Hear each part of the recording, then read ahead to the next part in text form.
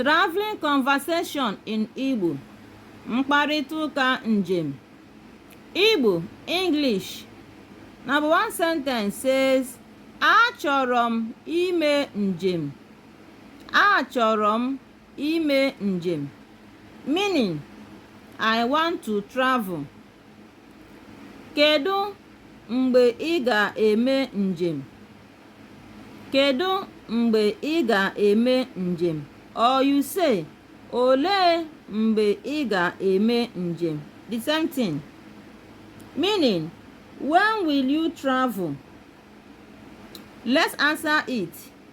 Aga m apụ izu ụka atọ na-abịa abịa. Aga m apụ izu ụka atọ na-abịa abịa.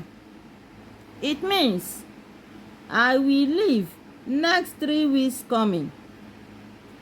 Olee aha obodo ị na-aga? Olee aha obodo ị na-aga? What is the name of the country you are going? Achọrọ m ịga America. Achọrọ m ịga America.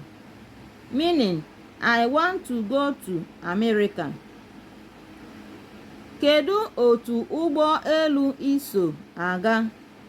Kedu otu ụgbọ elu iso aga?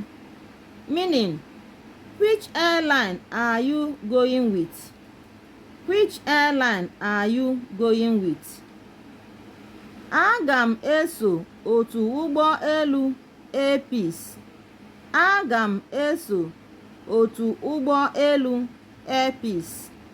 Meaning, I will follow Airpeace airline. Mmadụ ole ka unu dị aga?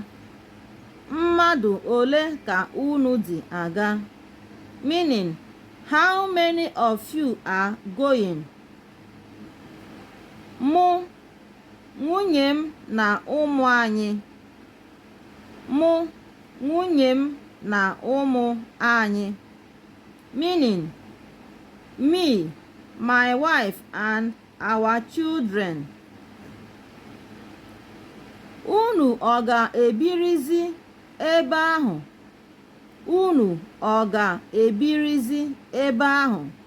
Meaning, are you people going to live there? Echere m otu ahụ. Echere m otu ahụ. Meaning, I think so. Like and share our videos. Subscribe to our channel. Follow us for more. Bye.